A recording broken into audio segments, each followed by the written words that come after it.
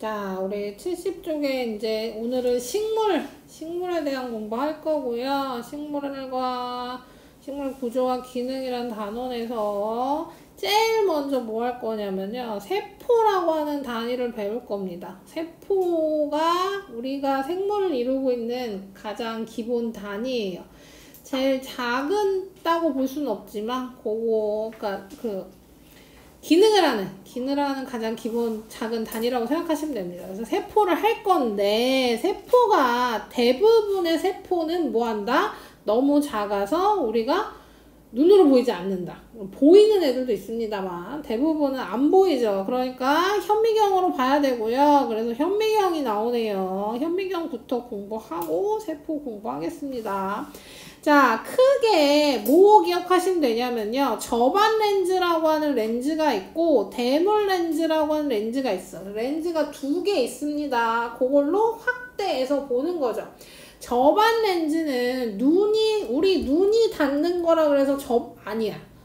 접근할 때 접한다는 접이고 안은 안구. 우리 눈 얘기하는 한자죠. 그래서 접안 렌즈는 눈이 닿는 렌즈다. 그래서 접안 렌즈고요. 대물 렌즈는 당연히 대상 물질이 있는 렌즈가 대물 렌즈입니다. 그래서 그렇게 기억하시면 되고, 나머지는 재물대가 관찰할 표본 올려놓는 곳, 요 판 얘기하는 거고, 대물 렌즈는 렌즈가 하나만 있는 게 아니라 배율에 따라 달라요. 그러니까 써 있어요. 그래서 400배를 할 건지 100배를 할 건지 선택할 때 이렇게 돌려가면서 선택하는 거. 그래서 돌아갈 수 있게 하는 판을 회전판. 그 다음에 조리개는 이제 빛의 양을 조절합니다. 조리개는 빛을 조절해야 돼요. 조명으로부터 들어오는 빛을 조절하는 게 조리개. 그리고 중요한 게 조동나사랑 미동나사가 있습니다. 그래서 조동나사는 재물대를 위아래로 크게 움직이면서 대강의 초점을 맞추고요. 미동나사는 미세하게 움직이면서 초점을 정확하게 맞추어서 이 두 개의 나사로 초점을 맞추는 역할을 하는 거죠. 현미경 본 적 있어요? 학교에서?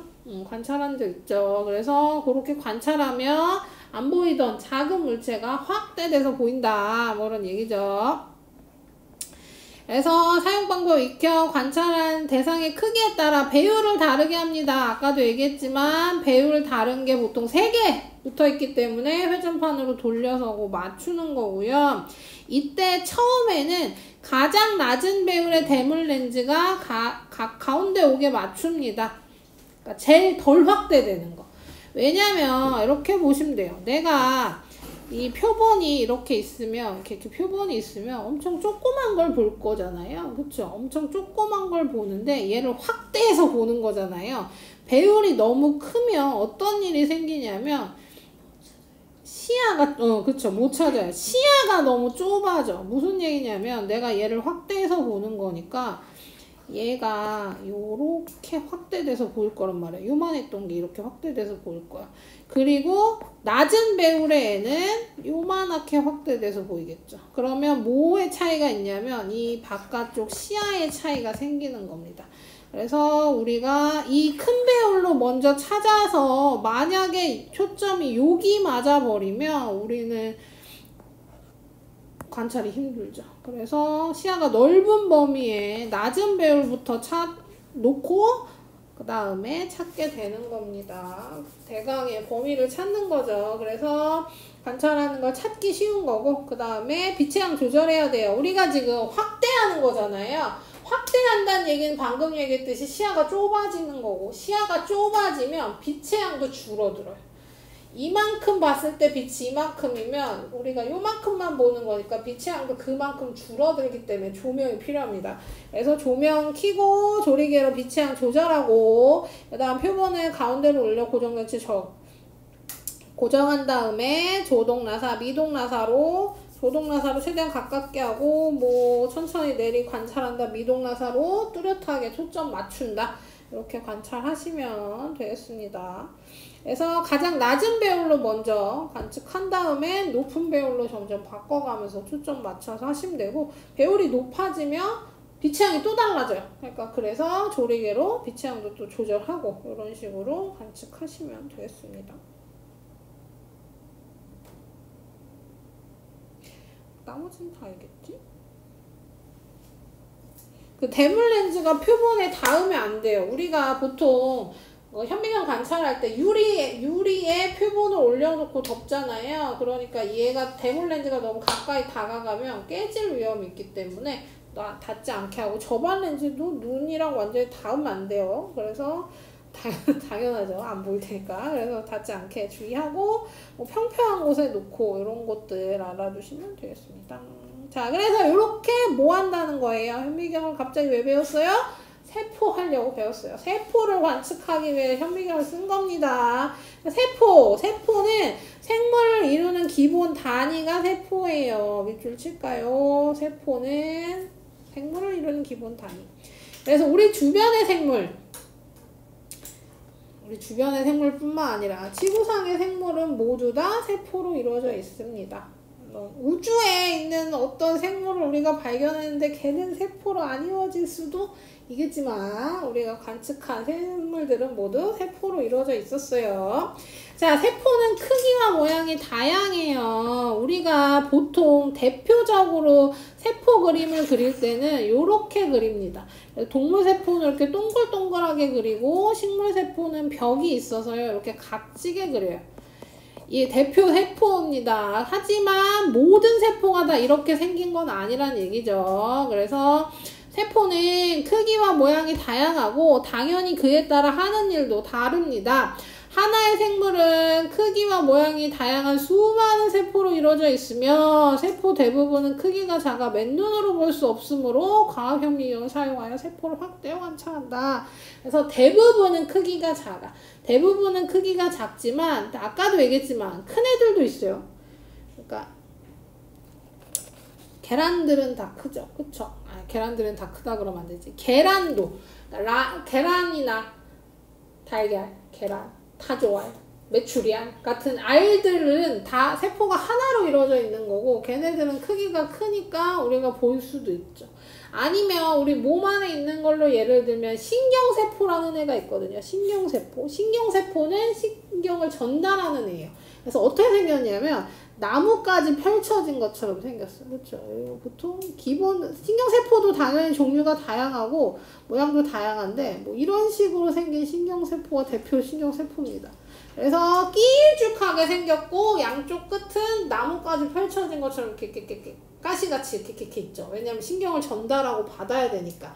그럼 얘는 긴 애들은 뭐 1m 넘는 애들도 있대요. 그럼 얘네들도 당연히 우리 몸에서 신경세포만 추출한다면 눈으로 보일 만큼 크겠죠. 그래서 큰 애들도 있다는 거. 하지만 대부분은 맨눈으로 볼 수 없을 정도로 작습니다. 그래서 관찰했더니 양파의 표피세포랑 자주 달개기 잎세포를 관찰했대요. 그랬더니 이거 둘 다 뭐예요? 식물이죠. 그래서 어떻게 생겼어요? 마치 벽돌 쌓아놓은 것처럼 이렇게 차곡차곡 각지게 생겼죠. 동물세포는 대충 생겼어요. 배열도 안 일정하고. 근데 식물세포니까 이렇게 차곡차곡 쌓이게 이렇게 생겼고, 여기 있는 이 동그라미가 핵입니다. 핵이 이렇게 보인다는 얘기는 뭐 한 거냐면 염색했다는 얘기야. 우리 현미경으로 관찰할 때 염색해서 관찰했다는 얘기입니다.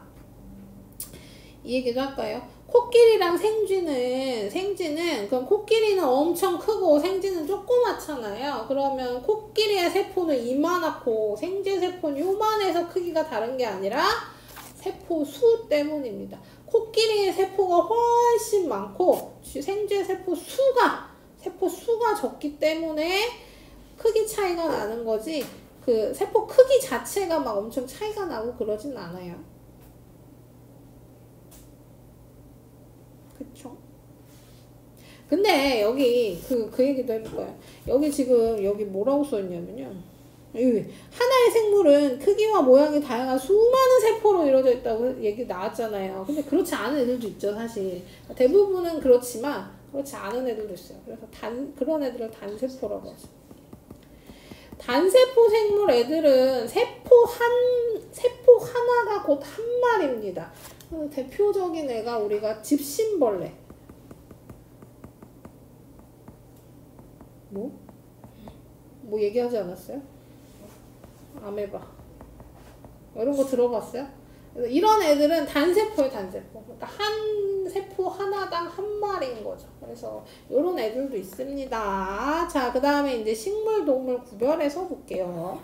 자, 식물과 동물은 모두 세포로 이루어져 있고, 식물 세포는 세포벽이 세포막을 둘러싸고 있고 핵이 있습니다. 근데 동물 세포는 핵 세포벽이 없어. 그 막은 다 있다는 얘기예요. 막은 다 있어요. 그 식물 세포에 세포벽이 있다 그러니까 막이 없다고 착각하는 경우도 있는데요. 막은 똑같이 있습니다. 세포가 있고 그 세포를 둘러싸고 있는 막인데요. 이 막은 뭐 하는 애냐면요. 이 막이 왜 있냐면요. 얘를 감싸고 있는 거잖아요. 뭐 생각하시면 되냐면 계란, 삶은 계란 먹을 때 우리가 껍질을 딱 까서 껍질을 까면 안에 얇은 막 하나 더 있는 거 알아요? 그것 때문에 잘 안 까지기도 하고 그 막이 이 세포 막이라고 생각하면 됩니다. 그래서 얘는 안을 보호하는 역할도 하는데요. 뭐 하냐면 걔가 하는 역할은 안쪽과 바깥쪽의 물질 교환을 조절해요. 얘가 뭐라고 부르냐면 반투과성 막이라고요. 반투과성 막. 무슨 얘기냐면 투과를 하는데 반만 한다는 얘기야. 그러니까 투과를 해야 되는 애랑 안 해는 데를 조절하는 거죠. 그래서 여기도 써있네요. 세포막이 하는 역할은 내부와 외부를 드나드는 출입을 조절합니다. 출입을 조절하는 역할을 해서 동물세포, 식물세포 다 있어요. 싹 막고 있어. 그래서 보통 대부분 물 같은 경우는 왔다 갔다 해요. 크기가 작은 애들. 그래서 물은 바깥에서 들어올 수도 있고 안에서 나갈 수도 있고 왔다 갔다 가능하지만 뭐 예를 들자면 양분이 생겼다. 그러면 양분은 왔다 갔다가 안 되죠. 안에 있는 양분이 바깥으로 안 나가게. 뭐 이런 식으로 조절을 한다고 생각하시면 됩니다. 자, 그래서 핵도 가운데 중요하게 있는 핵은 대부분 둥근 모양이고 얘가 중요한 역할을 하는 건 각종 유전 정보가 포함되어 있어요. 우리가 보통 우리 DNA 이런 얘기 많이 하잖아요. 이 DNA가 여기에 들어있습니다. 유전자 DNA가 들어있어서 요것들이 유전이 될 때 필요하죠. 유전 정보가 포함되어 있고 생명 활동 조절하고요. 세포막으로 둘러싸져 있고 세포벽은 모양을 일정하게 유지하고 세포를 보호합니다. 그래서 이게 포인트죠. 그래서 딱 봤을 때 모양만 보고도 이게 식물세포인지 동물세포인지 구별할 수 있을 정도로 모양이 확 달라지는 게 세포벽 때문이다. 그래서 세포벽 때문에 식물세포는 세포의 가장자리가 두껍고 동물세포는 얇다. 세포벽이 있다 없다의 차이 말고는 공통적인 거죠. 하나 더 얘기할까요? 식물세포에겐 세포벽이 있어요. 그쵸? 근데 하나 더 동물세포에겐 없고 식물세포에게만 있는 게 있죠. 여기 안 나와 있는 것 중에 세포에 있는데 이것이 무엇이냐면 엽록체라는 아입니다. 엽록체는 세포 안에 들어있는데요. 동물세포에겐 없고 식물세포에게만 있어요. 뭐 하는 애인지 알아요? 들어봤죠? 엽록체.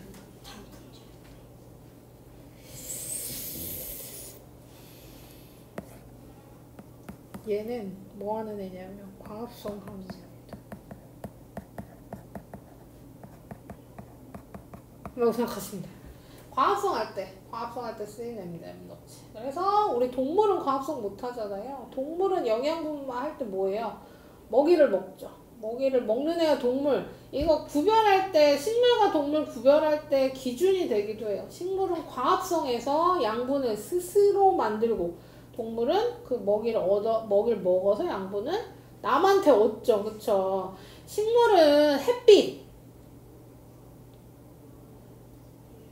이산화탄소, 물, 이 세 가지의 재료만 있으면 양분을 스스로 만들어내는데 그 장소가 되는 게 엽록체고 식물에게만 있습니다. 초록색이야. 얘 자체 색깔이 초록색이야. 그래서 식물의 잎이 초록색인 것도 이것 때문이죠. 그래서 엽록체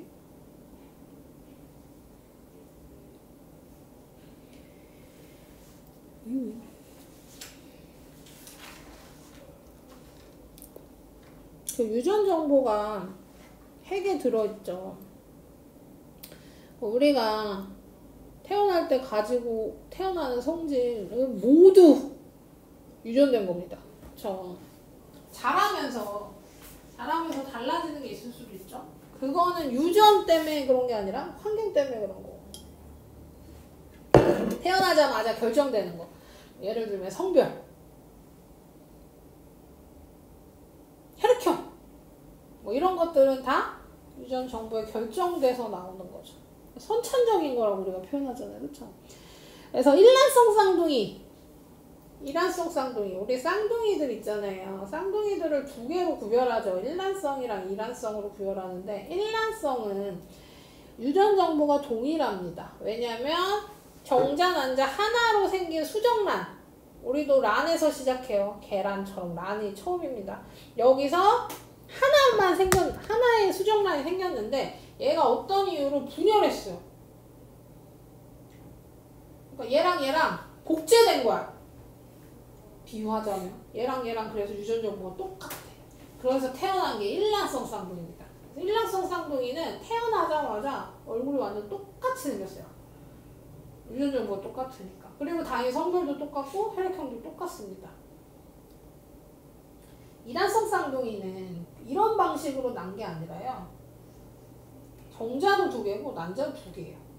그러니까 뭐예요? 형제, 자매, 남매처럼 따로 태어날 애들이 그냥 한 번에 태어난 거예요. 우연히. 그러니까 당연히 성별도 혈액형도 같을 수도 있고 다를 수도 있고 닮았을 수도 있고 안 닮았을 수도 있고. 형제, 자매가 그렇잖아요. 그쵸? 동생 있어요? 오빠? 형? 동생 있어요? 동생도 남자예요. 그럼 이렇게 남자일 수도 있고 여동생일 수도 있고 이런 것처럼 쌍둥이들에서 그것들은 그 우리 정자 난자에도 핵이 있고 거기도 유전 정보가 들어있기 때문에 엄마한테 반, 아빠한테 반 받아서 우리가 태어난 겁니다. 무조건 유전 정보에 내 유전 정보는 엄마가 반 주고 아빠가 반 준 거예요. 이렇게 얘기하면 뭐 그런 생각이 날 수도 있잖아. 나는 아빠를 더 많이 닮았을 텐데. 나는 엄마를 더 많이 닮은 것 같은데. 뭐 이럴 수도 있잖아요. 그쵸? 그거는 엄마가 준 유전 정보가 더 많이 표현돼서 그런 거야. 표현이 된 거지. 그러니까 예를 들면 이런 거죠. 아빠가 A형이야. 엄마는 B형이고. 그럼 나는 뭐예요? 이거까지 해야 되나? A형이고 엄마 B형이야. 자, 그러면 아빠는 무조건 A의 유전자를 줄 거고 엄마는 B의 유전자만 줄 거야. 그쵸? 그러면 나는 하나씩 받았으니까 난 무조건 A, B로 태어나는 거야. 이런 걸 유전이라고 생각하면 되는 거죠. 그래서 혈액형이 결정돼 있다고 얘기하는 겁니다. 엄마가 준 거, 아빠가 준 거 반반씩 받아서 태어나면 나는 A, B야. 나의 모든 유전자 이렇게 결정되는 거예요. 근데 만약에 엄마는 O형이고 아빠가 AB형이야. 예를 들어. 그러면 이제 경우가 생기죠. 엄마는 O형이니까 뭘 줘도 O거든요. 근데 아빠는 A를 줄 수도 있고 B를 줄 수도 있잖아요. 그러면 아빠가 A를 주면 난 A형이 태어나는 거고 B를 주면 B형이 태어납니다. 그리고 아빠도 O형이고 엄마도 O형이야. 그럼 나도 O형이지. 이런 식으로. 그래서 뭘 주는지는 랜덤입니다. 그래서 어쨌든 그런 유전 정보가 쫙 내 몸에 들어와서 내가 형질이 결정되는 거죠. 누구죠? 자, 넘겨서요. 72쪽.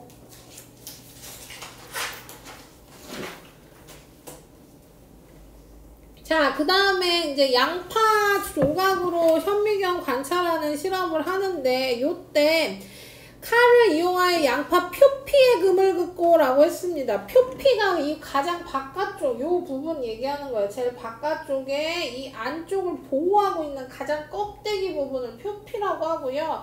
우리 양파 표피를 관측할 거라서 얘한테 칼집을 내는 거예요. 칼집을 샥샥 내가지고 핀셋으로 그 부분만 살짝 띄어내는 겁니다. 양파를 그냥 떡 올려놓으면 현미경 관찰이 안 됩니다. 안 돼요. 안 돼요. 너무 두껍고 이러면 안 보여요. 빛이 통과가 안 되고 두꺼우면 세포가 너무 겹쳐져 있죠. 세포가 엄청 조그맣잖아요. 아까도 얘기했지만. 그럼 이 양파 요만한 양파를 바로 현미경에 올려놓으면 수만 개의 세포가 겹쳐져 있는 거라고 보시면 됩니다. 그래서 현미경 관찰할 때는 최대한 얇게. 그래서 표피를 한 겹 떼어내고 표피를 잡침에 올려놓고 뭐한다? 염색용액을 떨어뜨린다. 아까도 얘기했죠. 핵은 그냥 보면 안 보이기 때문에 핵을 뚜렷하게 보기 위해서 염색을 하는 거라서 염색을 되도록 잠깐 기다린 다음에 덮개 유리로 덮고, 이때 공기방울은 생기지 않게 천천히 덮어요. 공기방울이 생기면 이런 거 관측할 때 공기방울이 생기면 만약 이만큼 공기방울이 생기면 이만큼이 안 보여요. 그래서 그렇게 하면 요 자체도 어둡게 보이고요. 이렇게 관찰 방해가 되니까 안 생기게. 그 다음에 이제 삐져나온 것들은 거름종이로 흡수시킨 다음에 그 다음에 관측을 합니다. 그리고 보면 우리가 이제 본 게 이거죠. 그럼 보이는 게 뭐예요? 정확히 그냥 딱 봐도 보이는 게 세포가 각진 모양으로 돼 있고, 그 다음에 벽돌처럼 쌓여서 다 붙어 있다는 거, 그 다음 핵이 이렇게 중간중간 핵이 염색된 게 뚜렷하게 보인다는 거, 이런 게 관측되는 결과죠. 그래서 이렇게 얘기할 수 있다.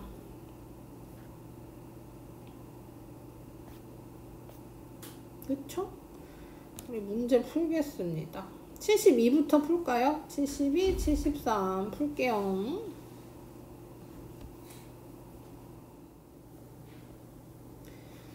자, 맞춰봅시다. 자, 현미경 만들 때 덮개를 비스듬하게 덮는 까닭에 옳은 걸 동그라미 하시래요. 자, 덮개 유리를 비스듬하게 덮는 까닭은 공기방울이 생기지 않기 위해서고요.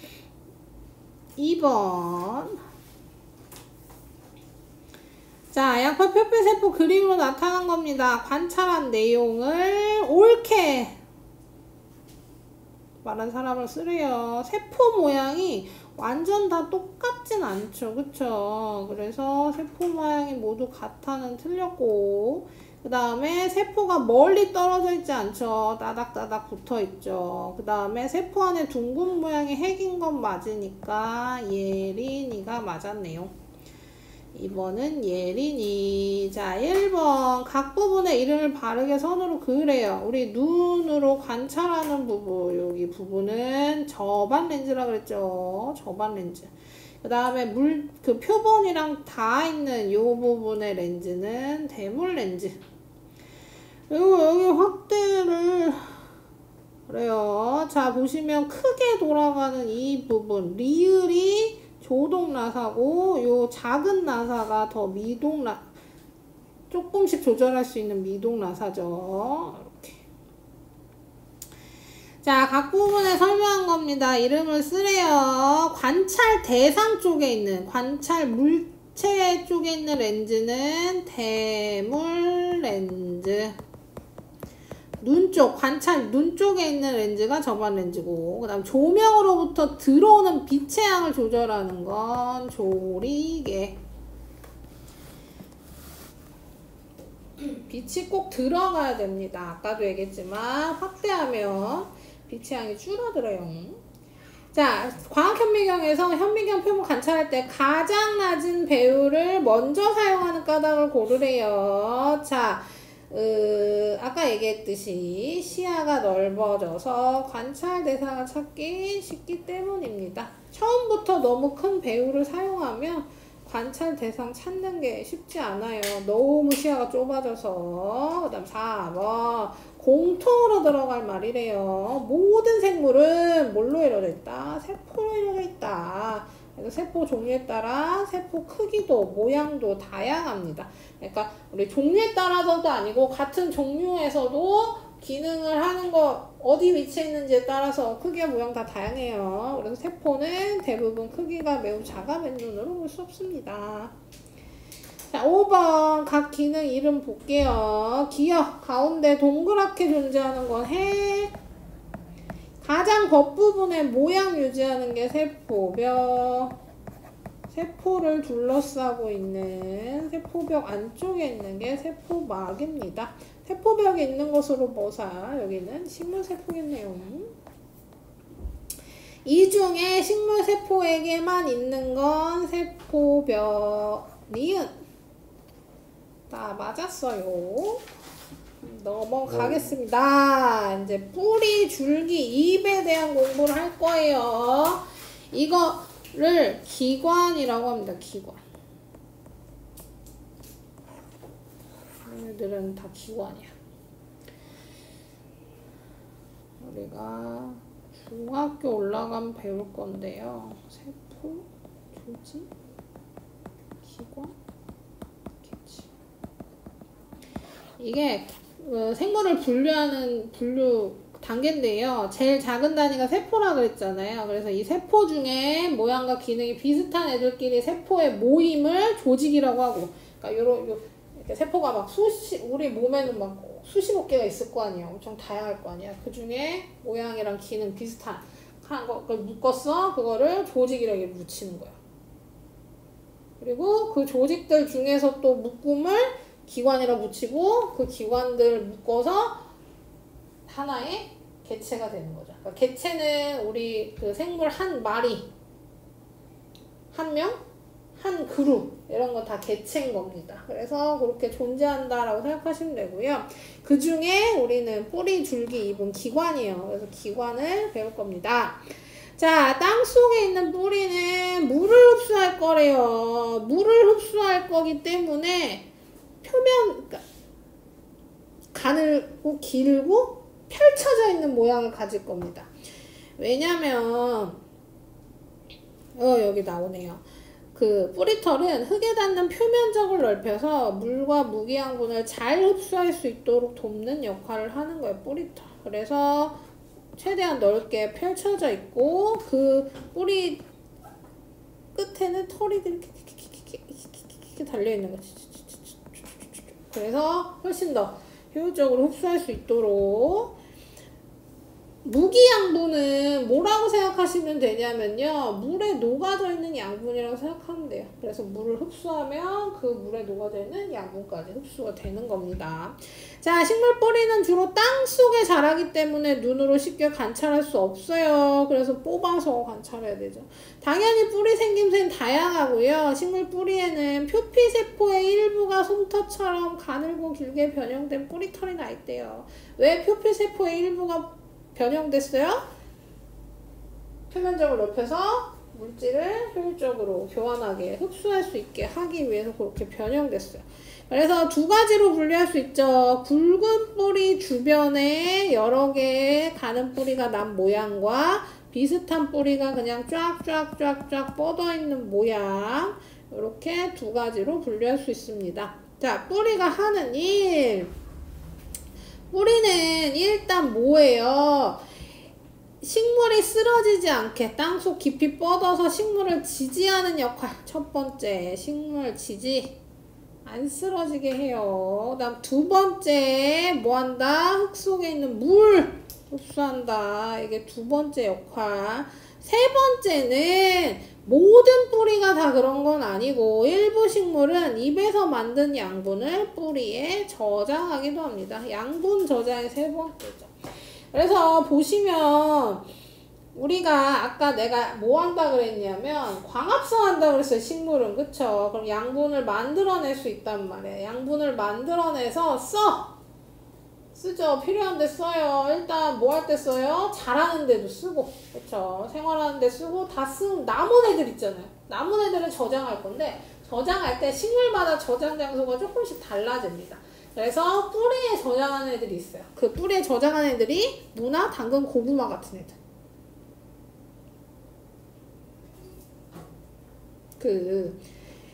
고구마가 나오면 왠지 감자도 나와야 될 것 같지만 감자는 뿌리가 아닙니다. 그래서 여기 안 써 있는 거야. 우리 감자는 줄기로 불러. 줄기. 감자는 줄기야. 뿌리로 전향하는 애들은 당근, 고구마. 그러니까 뿌리가 엄청 굵어지는 거지. 크고 양분이 저장되니까 그렇게 생각하시면 되고. 자, 그래서 요거 중요하니까 요걸 볼게요. 뿌리 구조. 뿌리는 뿌리가 있고 그다음 뿌리털이 이렇게 가늘게 나 있다 그랬죠. 나 있고. 자, 여기에는 줄기랑 마찬가지로 물관과 채관이라는 관이 있습니다. 뒤에서 나오겠지만 물관은 물이 이동하는 관이에요. 물이 이동하는 관. 그 다음에 채관은 입에서 만든 유기양분 뭐예요? 광합성에서 만든 양분이 이동하는 관입니다.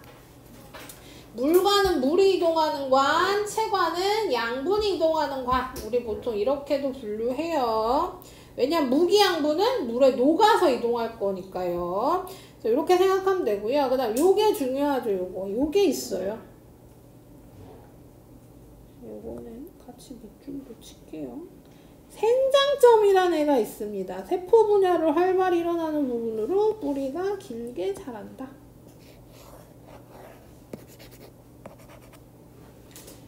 생장점이라는 애가 있어요. 그리고 거기서 세포 분열한대. 그래서 자라게 한대.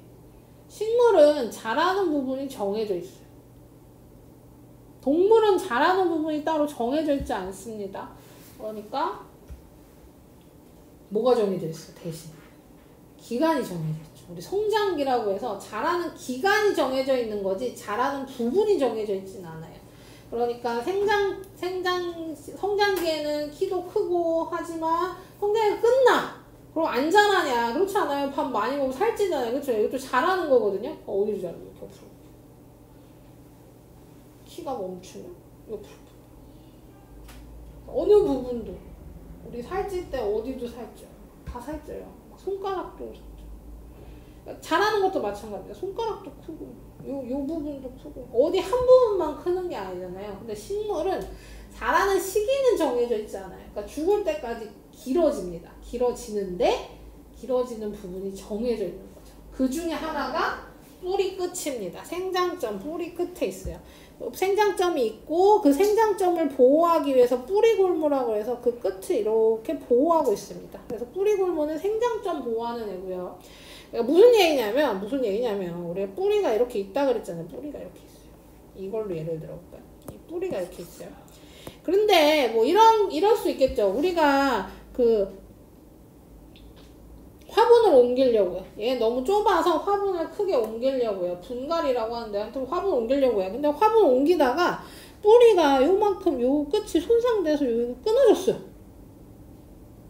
여기 생장점 있는 부분이잖아요. 그럼 이 뿌리는 더 이상 길이가 늘어나지 않아요. 얘는 자라도 얘는 여기 끝이 이렇게 손상되면 자라지 않아요. 무슨 얘기냐. 사람으로 치면 좀 잔인하지만 내가 손끝을 다쳐서 이 손끝이 다쳤어. 그러면 더 이상 팔이 안 자라는 거. 뭐 그런 원리, 식물은 그런 거예요. 여기서만 자라니까 여기가 안 자라면 요 자체의 길이도 안 자라는 거예요. 우리는 여기 다쳐서 얘가 안 자랄지언정 여기 자라잖아요. 그렇죠? 팔 길이는 길어진단 말이에요. 근데 식물은 여기가 안 자라, 여기 자체 길이가 안 자라. 그러니까 얘는 더 이상 이제 자라지 않습니다. 아무리 얘가 커져도 얘는 더 이상 안 자라요. 자라는 부분이 손상됐으니까. 그래서 생장점, 자라는 부분이 정해져 있다는 겁니다. 왜? 세포 분열이 일어나는 곳이 정해져 있기 때문에. 그래서 생장점. 자, 여기 뿌리가 하는 일을 보기 위해서 실험을 하나 했는데요. 여기 뭔 실험을 했냐면 물 비교했죠. 처음 물 비교 위치하고 하나는 뿌리 자르지 않은 양파, 하나는 뿌리를 자른 양파로 실험을 했어요. 그 다음 똑같이 3일 뒤에 어떻게 변했나 관찰했더니 뿌리를 자르지 않은 양파는 물이 확실히 많이 줄었고 뿌리를 자른 양파는 거의 줄지 않았다. 그럼 뿌리가 물을 흡수한다는 걸 눈으로 확인할 수 있는 실험. 이건 너무 간단하니까 이렇게 설명할게요. 자, 이제 줄기 보겠습니다. 줄기. 줄기는 이동 통로라고 생각하시면 돼요. 줄기 이동 통로입니다. 무슨 얘기냐면, 그러니까, 그래요. 뭐, 그려볼게요. 자, 나무. 그럼 뿌리가 하는 역할 아까 했죠? 뿌리가 하는 역할은 나무를 지지하고, 안 쓰러지게 지지하고, 흙에 있는 물과 무기양분을 흡수하는 역할을 해요. 그 다음에 나뭇잎. 잎은 뭐 할 거냐면 과합성 할 겁니다. 과합성. 그러면 이 줄기가, 지금 하는 건 얘죠. 이 줄기가 하는 역할은 얘네들이 하면서 얻은 애들이 왔다 갔다 이동하는 통로라고 생각하시면 돼요. 그래서 식물의 줄기는 대부분 땅 위로 길게 자라며 뿌리와 잎, 꽃 등의 각 기관을 연결하는 역할을 한다. 이동 통로입니다. 그래서 줄기 아래쪽에서 땅속으로 뻗은 줄기 이어져 있고, 줄기 위쪽으로는 잎과 꽃이 연결돼 있어서 여기랑 여기를 연결하는 통로다. 이렇게 생각하시면 돼요. 그리고 식물의 종류에 따라 줄기는 완전히 생김새가 다르죠. 그래서 여기 뭐가 나오냐면요. 고든 줄기, 내가 그 대표로 그렸던 이 그림처럼 이렇게 길게 뻗어 있는 줄기는 고든 줄기라고 표현하죠. 그 다음에 감는 줄기, 덩굴 줄기는 가늘고 길어서 얘네들이 지탱하기 위해서 뭐예요? 다른 물체를 감아 올리면서 자라는 거. 나팔꽃이랑 등나무. 이런 애들은 딴 애를 감겨서 자랍니다. 기는 줄기는 위로 올라가서 뻗는 게 아니라 땅을 기어요. 그러니까 땅이 익으면 얘가 뿌리를 내리고 자랄 때 이렇게 자라다가 이렇게 기어서 자랍니다. 이렇게. 바닥이랑 붙어서 기어서 뻗어서 자라요. 그리고 고구마도 그렇고 덩이줄기는 아까 얘기한 감자가 여기에 속하는데요. 입에 맞는 양분을 줄기에 저장하면서 줄기가 뚱뚱해지는, 아까 아까 고구마처럼 뿌리가 뚱뚱해지는 것처럼 줄기가 뚱뚱해지는 게 감자랑 토란. 가시줄기는 줄기 표피가 가시로 변해 자란다. 장미 많이 봤죠? 장미에는 가시가 있습니다. 자, 그래서 여러 가지 모양을 가진 줄기가 있고요. 그 줄기의 역할은 식물 지지입니다. 식물 지지. 식물을 지지하고 안 쓰러지게 받치고 있는 역할을 하고요. 그 다음에 거칠거칠하거나 매끈한 껍질로 쌓여 있어서 이 껍질이 식물을 보호하는 거야. 새충이나 세균 등의 침입도 막고 추위나 더위로부터 식물을 보호한다. 우리 피부랑 비슷하다고 생각하면 되죠. 우리 피부도 그런 역할을 하는 거죠. 해충의 침입을 막은 역할은 우리는 못하지만 어쨌든 그런 역할을 하는 거죠. 해충이나 세균의 침입을 막고 추위와 더위로부터 식물을 보호한다. 자, 줄기는 물과 양분 이동한 통로 역할을 한다. 이게 중요하다 그랬죠. 그래서 이동한 통로가 됩니다. 그리고 일부 식물은, 모든 식물 아니고 일부 식물은 줄기에 양분 저장하기도 한다. 그래서 줄기의 가장 큰 역할은 이동 통로라고 생각해 주시면 좋겠어요. 그래서 뿌리에서 흡수한 물이 줄기를 통해 위로 올라가고, 그 다음에 양분은 저기서 남은 양분이 아래로 전달되는 역할도 합니다. 그래서 뭐가 있어요? 여기 물관과 체관이 있어요.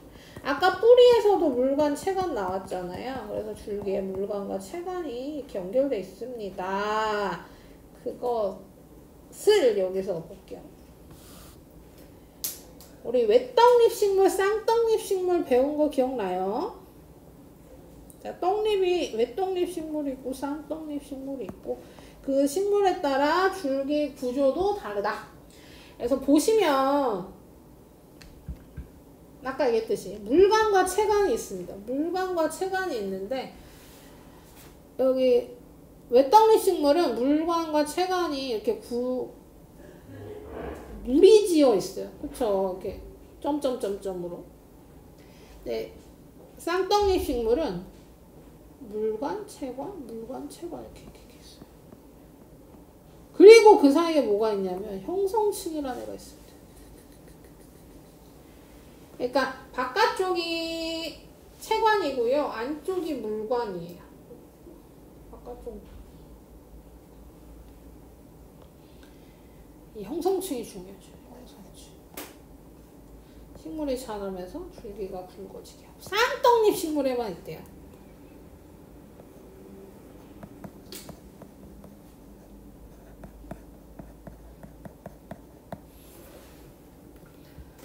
아까 내가 식물은 자라는 곳이 정해져 있다 그랬잖아요. 뭐 설명할 때냐면 생장점 할 때 그 얘기를 했습니다. 그 생장점이 그럼 왜 거기서 자라냐면 거기서 세포 분열을 하기 때문이에요.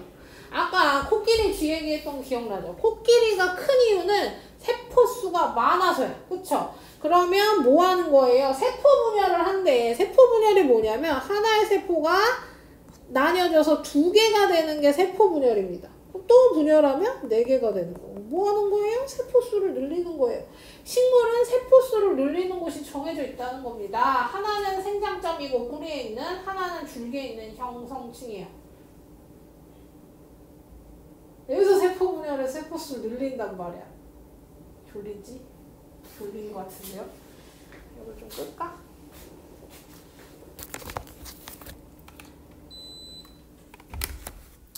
자, 그래서 여기서만 세포 분열합니다. 뿌리에 있는 생장점, 줄기에 있는 형성층. 그래서 줄기를 굵어지게 한다. 이런 거고요.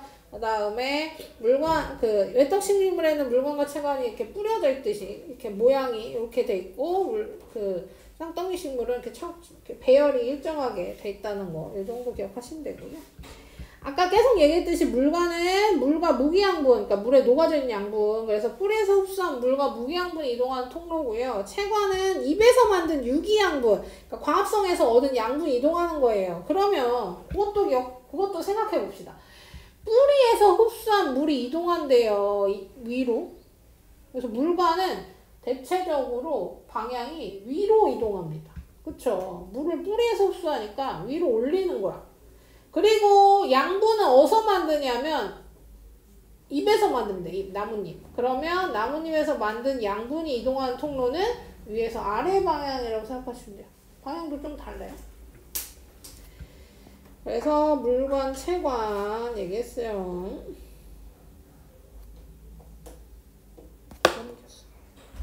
그래서 이게 많이 나오죠. 이 실험. 백합줄기를 유리판에 놓고 잘라. 단면을 관찰하고 뭐 하냐면 붉은 색소물에 줄기를 담가서 놔둬. 그리고 시간이 쭉 지난 다음에 백합줄기 꺼내서 가로 세로 자르고 자른 단면을 관측하는 겁니다. 그러면 시간이 지나면 줄기의 여러 점이 붉은색이 퍼져 보인대요. 왜 붉은 점이 생겼겠어요? 빨간 색소물이 물관을 따라 이동해서 붉은 점이 생겼어. 근데 그게 퍼져 있대.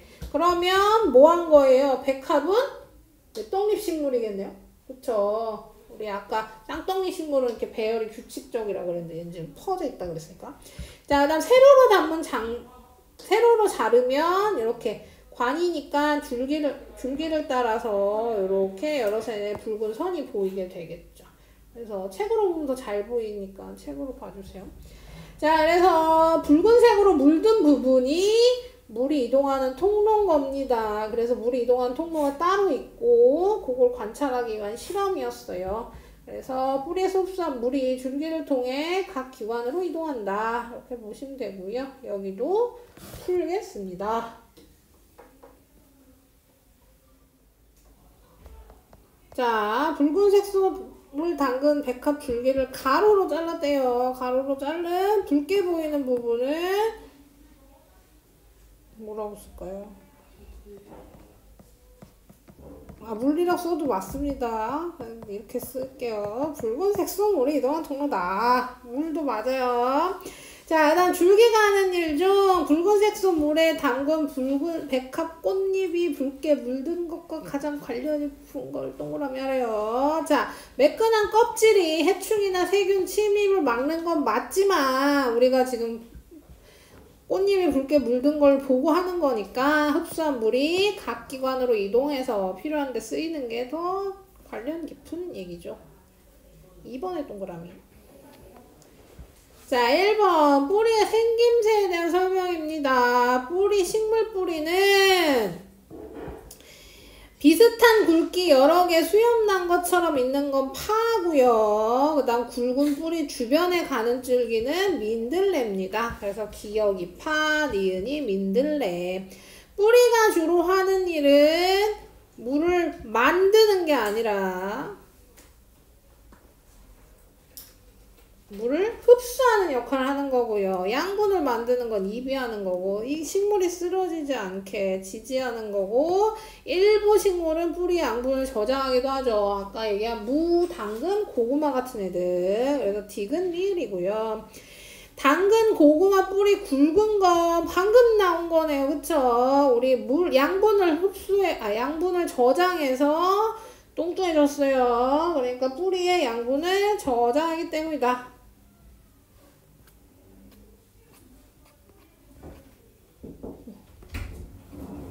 두 명인가요? 아, 오늘 결석 2명 했어요. 결석 2명? 응. 디에나랑 혜린이. 혜린이요? 결석이에요. 4번. 자, 알맞은 말 쓰래요. 입을 연결한대요. 누가? 뿌리가. 줄기요. 미안해요. 줄기는 누구와 뿌리와 입을 연결한다. 그래서 뿌리에서 흡수한 물은 줄기를 통해 각 기관으로 이동한다. 이렇게 하시면 되고요. 5번 생김새를 연결하래요. 감자줄기. 감자는 줄기라 그랬죠. 양분을 저장해서 뚱뚱해진 겁니다. 그러니까 입에서 만든 양분은 줄기에 저장해 굵게 자라는 게 감자줄기. 나팔꽃은요, 다른 물체를 감아서 올리고 가늘고 길어요. 그래서 이렇게 연결하고, 소나무 줄기는 굵고 곧게 나온다. 이렇게 하면 됩니다. 6번 줄기가 주로 하는 일을 잘못 말한 사람의 이름을 쓰래요. 그래서 줄기는 땅 속에 있는 물을 흡수하는 게 아니죠. 왜냐면 얘가 하는 역할은 뿌리니까 하는 역할을 쓴 거니까 주원이가 바로 잘못 얘기했네요. 물이 이동하는 통로고, 양분과 일부 음식물은 양분 저장하기도 하고, 그 다음 침이 맞는 것도 맞죠. 그래서 주원이만 틀린 말을 했어요.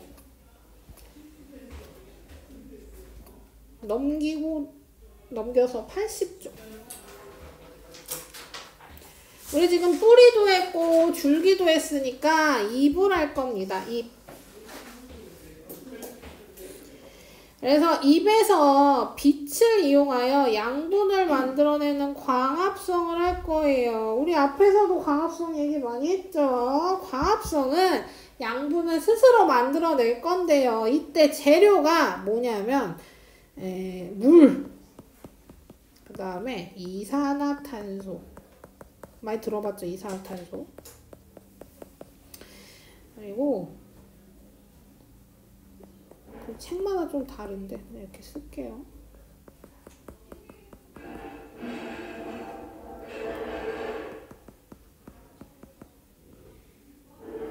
양분이라고 쓰죠. 양분. 산소.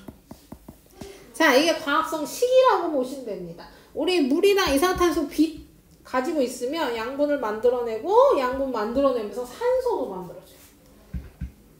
곁다리 이루다가. 그래서 우리 지구에 생명체가 잘 살 수 있게 된 건데요. 어쨌든 입에서 빛을 이용해서 양분을 만들어가는 과정이래요.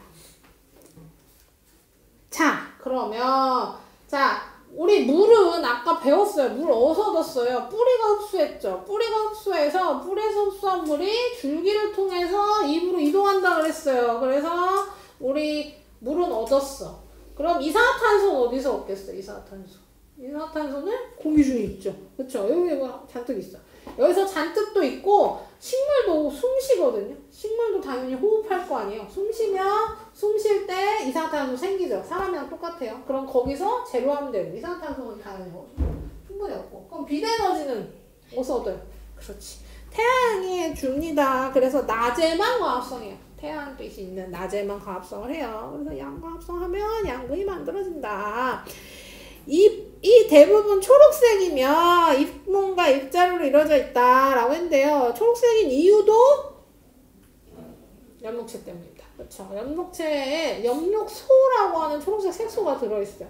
걔가 빛을 흡수하는 중요한 역할을 합니다. 걔가 초록색이니까 엽록체도 초록색이고 엽록체가 초록색이니까 잎 전체가 대부분 초록색이 되는 거죠. 여기가 잎자루고요. 잎자루는 그 붙은 부분, 그러니까 줄기랑 잎몸 연결하는 부분이고요. 잎몸이 우리가 얘기하는 잎 전체 얘기하는 거죠. 그다음 잎맥. 잎맥 알죠? 잎맥은 그 잎몸 자체에 이렇게 펼쳐져 있는 지문 같은 거. 얘도 관이죠. 관들이 이렇게 펼쳐져 있는 모양이라고 생각하시면 됩니다. 요렇게 있고요. 그 다음에 광합성 여기 다시 나오네요. 식물이 빛을 이용하여 이산화탄소와 뿌리에서 흡수한 물 재료 가지고 스스로 양분을 만들어내는 과정을 광합성이라고 한다. 이거 전체 밑줄 칠게요.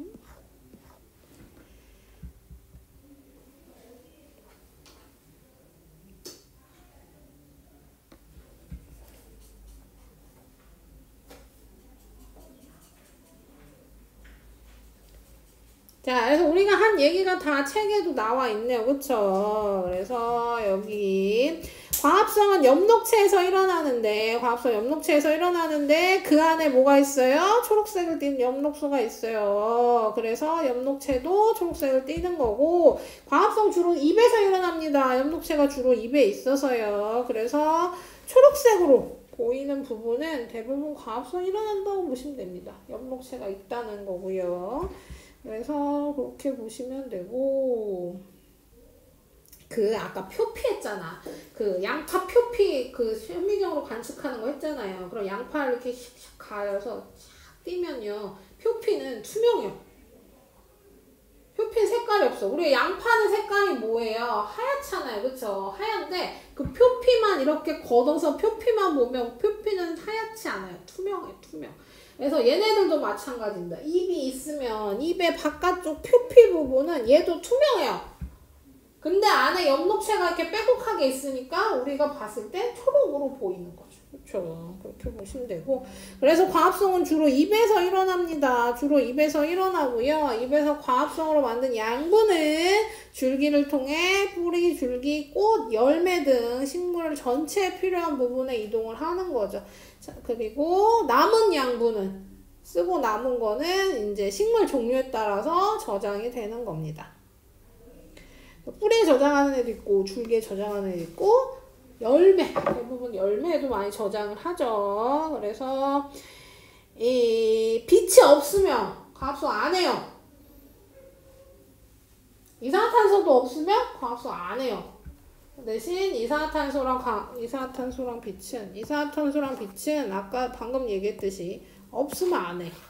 그러니까 0이면 안 해. 그러다가 늘어나면 해. 점점 늘어나. 빛이 늘어나도 이산화탄소가 늘어나도 점점 늘어나요. 그럼 빛을 엄청 강하게 주면 광합성이 이제 엄청 잘 되냐? 그렇진 않아요. 어느 정도 이상이 되면 더 이상 늘어나지 않는 구간이 생깁니다. 요렇게. 근데 온도는 좀 달라요. 온도가 너무 낮으면, 너무 추우면 광합성을 잘 안 합니다. 그러다가 온도가 높아지면 광합성을 좀 하는데 너무 올라가면 다시 광합성을 안 해요. 그 제일 높은 게 어느 정도 생각하시면 되냐면요. 우리 체온 근처. 그러니까 36도에서 한 38? 요 사이. 36도 근처라고 합시다. 요 사이에서는 광합성이 가장 활발하게 일어난다라고 생각하시면 됩니다. 그래서 40도 넘어가면 광합성을 잘 안 해요. 뭐랑 같아요? 우리랑 같죠. 우리도 40도 넘어가면 병원 가잖아요. 그렇죠? 40도가 뭐야? 38도만 넘어가면 아프잖아요. 병원 가고 몸살 나고. 그렇죠? 그것처럼 식물들도 38도, 40도 넘어가면요. 광합성을 잘 못해요. 또 떨어집니다. 그래서 적정 온도에서 가장 활발하게 일어나요. 그게 이산화탄소 양과 얘의 차이점이에요. 빛과 이산화탄소는 어느 정도 되면 유지하는데요. 얘는 적정 온도 이하 이상에서 다 잘 안 일어나고 적정 온도에서만 활발하게 일어나게 됩니다. 자, 그래서 더 자세한 거는 광합성은 하고 증산작용. 입에서 일어나는 게 과합성만 있는 게 아니라 증산작용이라는 애도 있어요. 증산작용은 뭐냐면요. 물이 빠져나간대. 뭘 통해? 기공을 통해. 근데 이 봐봐. 우리 지금 나무가 이렇게 많아. 근데 나무에서 물 나가는 거 본 적 있어요? 우리 물 나가는 거 본 적 없죠. 물이 나가는데 이 물이 뭘로 나가냐면요. 진짜 물이긴 물이죠. 수증기. 기체 형태로 빠져나갑니다. 기체요, 기체. 그래서 수증기 형태로 빠져나가서 보이진 않지만 왔다 갔다 할 건데 이때 뭘 통해서? 기공을 통해 나간대요. 기공은 구멍입니다. 말 그대로 구멍이에요, 구멍. 그쵸? 숨도 쉬고 물도 나가는 구멍이에요. 그러니까 우리 예를 들면 입 같은 거죠. 사람의 입 같은 거. 근데 이 구멍을 기공이라고 하는데요. 이 기공이 작아서 보이진 않아요. 작아서 보이진 않습니다. 예를 들면 우리 여기도 가죽에 땀구멍이라고 해서 구멍이 있잖아요. 우리 피부에 구멍이 엄청 많이 뚫려 있단 말이야. 그래도 땀 나는 거고요. 근데 뭐 아무리 봐도 구멍이 보이진 않죠. 현미경으로 보면 보이겠지? 그것처럼 매우 작아서 현미경으로 관찰해야 되는 구멍이 있고 그 구멍의 이름이 기공이고 기공은 앞면 뒷면 얘기하면 뒷면에 더 많아요. 앞면에 적어요. 뒷면에 훨씬 많습니다. 그래서 색깔도 좀 다른 거야. 우리 나뭇잎 보면 앞면과 뒷면 색깔이 좀 다르거든요. 엽록체 차이기 때문이긴 한데요. 기공이 많아서 뒷면이 더 안 초록색입니다. 자, 그래서 기공. 그러면 더 자세한 걸 하기 위해서 이걸 보겠습니다. 기공이 왜 있냐? 기공이 왜 있냐가 아니라 기공이 항상 있냐? 그렇지 않아요. 기공은 항상 열려있지 않습니다. 기공은 열렸다 닫혔다 조절해요. 그리고 낮과 밤에 따라서 열렸다 닫혔다 합니다. 낮에는 열리고 밤에는 닫혀요. 그걸 조절하는 게 공변세포라는 세포입니다. 그래서 간단히만 설명할게요. 공변세포란 아이가 뭐 하냐면요. 이렇게 두 개가 세트입니다. 두 개가 존재해요. 이렇게. 그래서 밤에는 이렇게 붙어 있어요. 그러다가 낮이 되면 어떻게 되냐면요. 휩니다. 이렇게 휘어요. 틈이 생겨요. 그러니까 이렇게 밤에 이렇게 붙어 있다가 낮에 얘들이 이렇게 휘어. 구멍이 생기잖아요. 빈틈이 생기잖아요. 이 빈틈이 기공이에요. 그러니까 진짜 말 그대로 구멍이 생기는 거죠. 이게 기공이고 기공을 만드는 애는 공변세포고 이렇게 기억하시면 됩니다. 이거는 간단히 할게요. 이거 중학교 때 배우는 건데 알아만 두세요. 알아만. 들어만 두세요. 그럼 얘가 왜 밤에는 닫히고 낮엔 열리냐 하면 뭐 때문이냐면 광합성 때문이다. 광합성이 낮에만 한다 그랬잖아요. 그러니까 낮에만 열리는 거야. 그럼 왜 하냐면 봐봐요. 잘 들어봐. 그냥 낮에만 열린다만 기억하시면 되고요. 이제 원리를 잠깐 설명하겠습니다. 지금 보시면 얘가 표피세포예요. 그리고 얘가 공변세포란 말이지. 요렇게 있는 얘가 공변세포란 말이에요. 내가 아까 표피세포 어떤 색이라고 했어요? 기억나요? 투명색. 그쵸? 투명색이야. 투명색인 건 뭐란 얘기냐면 엽록체가 없다는 얘기예요. 그쵸? 엽록체가 있으면 무슨 색이라고 했어요? 초록색이라고 그랬잖아요. 표피세포는 투명해. 엽록체가 없어요. 광합성을 안 해. 표피세포는 광합성을 안 해요. 근데 공변세포는 여기 그림에도 이렇게 동글동글한 애 들어있잖아요. 이게 엽록체 그려놓은 거예요. 그러니까 공변세포는 광합성을 해요. 그럼 어떤 일이 생기냐면 낮에 표피세포는 광합성을 안 하는데 공변세포는 광합성을 하면 양분이 만들어지겠죠. 그럼 농도가 높아져. 농도차가 생기면 뭐 하냐면 물이 왔다 갔다 합니다. 물이 그렇죠. 삼투압이에요.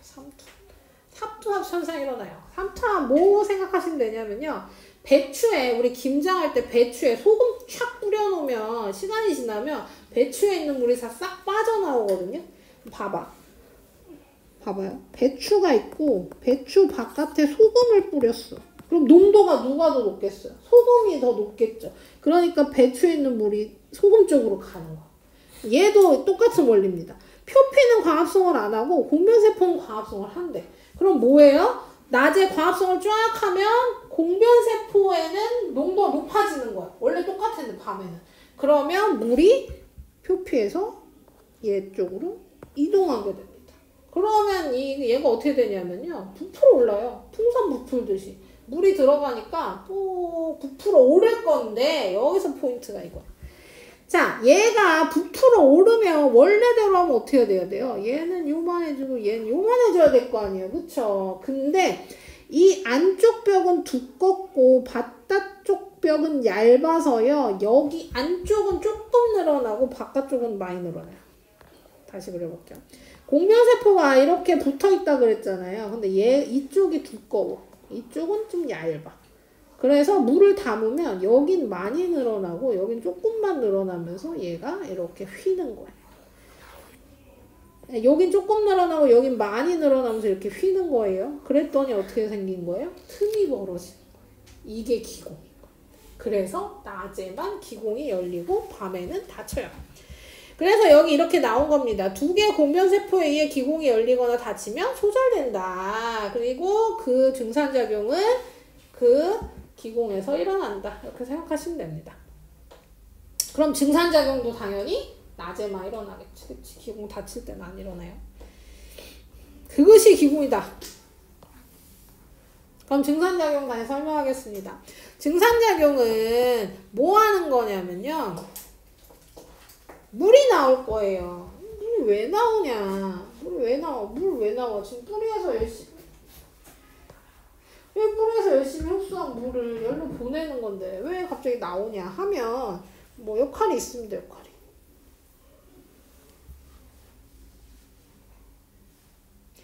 역할이 책에 하나? 이렇게 나왔죠? 3개만 쓴 3개로 식물 물의 양도 조절해야지. 이렇게 하면 되겠다. 증산작용의 역할은 일단 물의 양 조절하는 거가 제일 쉬운 생각이죠. 뿌리에서 흡수하고 물이 남았어. 그럼 이 남은 물을 밖으로 내보내는 거야. 이게 증산작용 첫 번째 역할. 왜냐면 물이 고여있으면 안 돼요. 물이 고여있으면 썩어. 그리고 뭐가 있냐면요. 뿌리에서 흡수한 물을 높은 곳까지 끌어올리게 도와주는 역할을 합니다. 무슨 얘기냐면 지금 물이 뿌리에서 입으로 올라와야 돼요. 그쵸? 그냥 올라오는데 우리가 떨어지는 건 어때요? 떨어지는 건 가만히 놔두면 알아서 떨어지죠. 중력 때문에. 그치? 내가 여기서 물을 이렇게 물을 막 이렇게 부으면 알아서 위로 좀 쭉쭉쭉 떨어질 거 아니에요. 그쵸? 근데 얘는 뭐 해야 돼요? 중력을 거슬러서 아래에서 위로 올라와야 돼요. 올라오려면 힘이 필요한데 그때 뭐 하는 거예요? 있는 물을 밖으로 내보내면 그 힘에 의해 아래에 있는 물이 빈 공간을 채기 위해 올라오는 겁니다. 빨대 역할, 빨대랑 똑같다고 생각하면 되죠. 내가 빨대 물을 빨아서 이 물이 바깥으로 나오면 그 힘에 의해서 밑에 있는 물이 위로 올라오는 거예요. 그래서 이런 원리로 인해서 빨대처럼 위에 있는 물을 밖으로 내보내면 아래에 있는 물이 올라오게 된다. 그래서 높은 곳까지 끌어올릴 수 있는 힘이 생기는 거고, 그래서 증산작용이 일어나는 거고, 마지막은 식물의 온도 조절입니다. 우리 식물의 온도 조절은 사람이랑 똑같아요. 우리 더우면 뭐예요? 더우면 땀 나잖아요. 그쵸? 그거랑 똑같다고 생각하면 돼요. 더우면 안에서 물을 뿌리는 증산작용이 일어나는 거야. 그럼 우리가 땀이 나면 그 땀이 증발하면서 땀이 공기 중으로 날아가면서 우리 체온을 가지고 날아갑니다. 온도를 조절하는 거죠. 증산작용 똑같아요. 증산작용도 물이 뿜어져 나오면서 식물의 체온을, 식물의 온도를 조절하는 역할을 하는 겁니다. 그래서 요런 3가지 역할을 하면서 증산작용이 일어나는 거고, 증산작용은 그래서 햇빛이 강할 때 물이 잘 증발해야 되니까 온도가 높을 때, 습도가 낮을 때, 바람이 잘 불 때, 식물에 물이 많을 때 증산작용이 잘 일어납니다. 이것만 빼고 얘랑 얘는 뭐예요? 이거는 빨래가 잘 마르는 거랑 똑같죠. 빨래 잘 마르는 조건과 증산작용이 잘 일어나는 조건이 같습니다. 내가 여기서 식물의 물의 양 조절하는 거니까 식물에 물이 많아도 당연히 증산작용 활발하게 일어나요. 조절해야 되니까. 여기는 어떤 실험했냐면요. 입이 달린 고추 모종과 입을 완전히 떼버린 고추 모종으로 실험을 했어요. 그랬더니 뭐 했대? 입을 모두 뗀 고추 모종에 물방울이 맺히지 않았대. 근데 입을 그대로 둔 고추 모종은 비닐봉지 안에 물방울이 맺혔대요. 이렇게 싸놨더니. 이렇게 싸놓은 거예요. 아까 내가 수증기 형태로 밖으로 나간다고 했잖아요. 증산작용할 때 물이. 근데 물이 나와 보니까 공기 중으로 못 나가고 뭐예요? 비닐봉지 안에 갇혔어. 그래서 시간이 지나서 물방울이 생긴 겁니다. 그래서 입을 그대로 둔 고추 모종에만 물방울이 맺힌 것으로 보아 뿌리에서 흡수한 줄기를 지나 입으로 도달한 물이 입을 통해 식물 밖으로 나갔다는 걸 알 수 있다. 그래서 아마 여기 물 관측하면 얘는 좀 줄었을 거고 얘는 거의 안 줄었을 거예요. 왜냐하면 입이 없어서 증산작용 안 일어났기 때문에. 그래서 이런 차이도 생기게 되는 겁니다.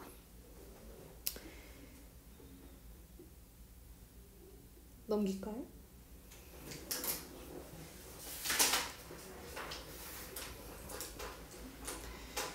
자, 요번에는 뭘 했냐면요. 실험을 하나 했는데요. 무슨 실험이냐면 광합성에서 만든 양분이 뭔지 확인하는 실험을 했어요.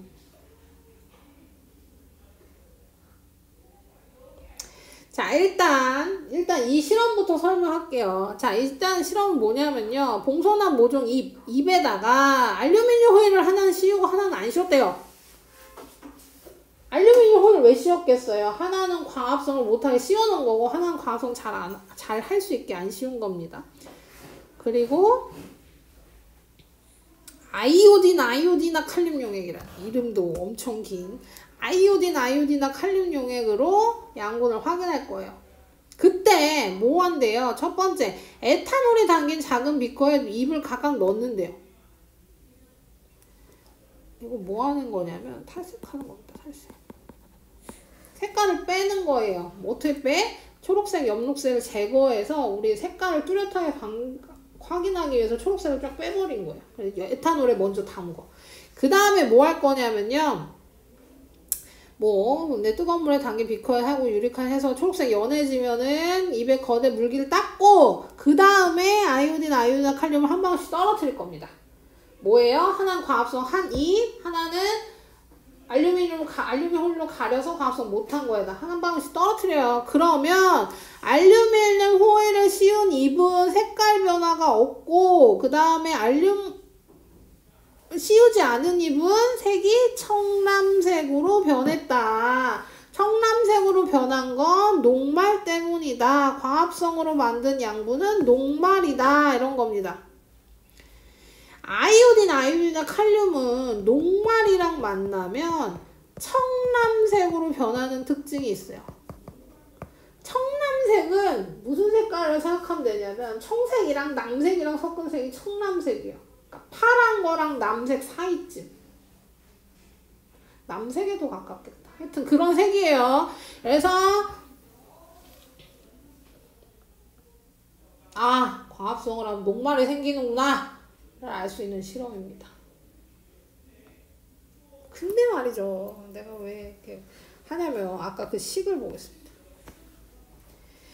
물, 이산화탄소, 비슷에너지 가지고 양분을 만들어내는 게 광합성이라고 그랬잖아요. 그럼 이 양분은 뭘로 만들어지냐면 사실 포도당으로 만들어져요.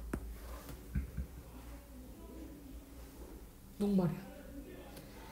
근데 왜 아까 아이오디나 칼륨에 녹말이 반응했냐면요. 녹말이 생겨요.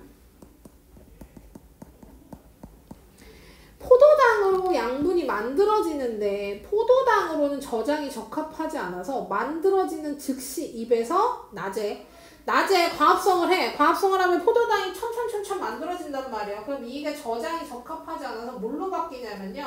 바로바로 녹말로 바꿔서 입에 저장시켜요. 그러니까 우리가 실험을 하면 녹말 관찰이 잘 되는 거예요. 녹말로 저장돼 있으니까. 알겠죠? 그래서 책이 없으니까 그냥 한번 얘기해 봤어요. 자, 그래서 녹말로 확인이 되는 겁니다. 아이오딘이나 칼륨 용액입니다. 그래서 요거 정리하면서 문제 마저 풀겠습니다. 83조까지. 자, 1번. 봉선화 모종의 한 입만 알루미늄 호일로 씌운 까닭은 알루미늄 호일이 햇빛을 차단하는 역할이 있어요. 그래서 햇빛을 못 받게 하기 위해서 씌운 겁니다. 그래서 과합성 한 거랑 안 한 거랑 비교하기 위해서. 자, 아이오디나 칼륨 용액을 떨어뜨렸더니 청람색으로 햇빛 받은 건 변했고 받지 못한 건 변하지 않았어요. 무슨 얘기입니까? 햇빛을 받은 입에서만 과합성이 일어나 양분인 녹말이 만들어진 걸 확인할 수 있는 거죠. 왜냐면 아이오딘이나 칼륨이랑 녹말이랑 만나면 색깔이 청람색으로 변하니까요. 자, 그 다음에 1번. 입의 구조래요. 입 안쪽 부분이 잇몸이고요. 그 다음에 연결 부분이 입자루. 그 다음에 아이고 미안해요. 기억 니은 딕스를 마음대로 했네. 자, 이 몸 부분이 잇몸, 그 다음에 연결 부분이 입자루, 그 다음에 여기 펼쳐져 있는 부분이 입맥이 되겠죠. 2번. 자, 과합성은 주로 입에서 일어나는 거 맞고요. 빛을 이용하여 산소와 물로 양분을 스스로 만든다. 재료가 틀렸네요. 그쵸? 물이랑 이산화탄소를 재료로 스스로 만드는 거죠. 과합성으로 만들어진 양분은 식물 전체로 이동하여 사용된다. 만들어지는 건 체관을 통해 전체로 이동됩니다. 그리고 사용한 양분은 사라지는 게 아니라 각 부분의 저장, 그건 식물마다 다르다 그랬죠. 줄기에 저장하는 애도 있고 뿌리에 저장하는 애도 있고 열매에 저장하는 애도 있습니다. 자, 과합성을 하는데 필요한 걸 모두 고르래요. 아까도 얘기했지만 물이랑 빛이랑 이산화탄소가 재료가 되는 겁니다. 2번이 되겠네요.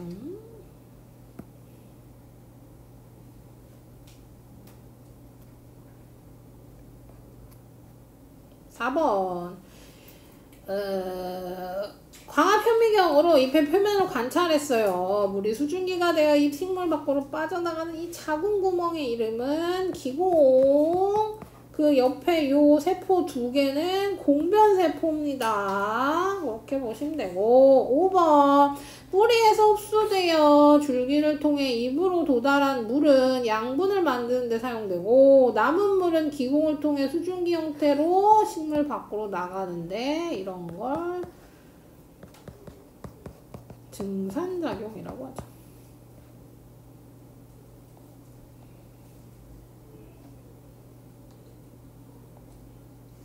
자, 증산작용에는 설명으로 옳은 것이요. 식물의 온도를 조절한다. 땀이랑 비슷하다 그랬죠. 온도 조절하는 건 맞고요. 증산작용은 줄기에서 가장 활발하게 일어나지 않죠. 왜냐면 기공이 입에 있으니까요. 입에서 가장 활발하게 일어날 겁니다. 그 다음 증산활동을 통해 공기 중에 있는 물이 입으로 들어오는 게 아니라 나가는 거죠. 맞는 거 기억밖에 없네요.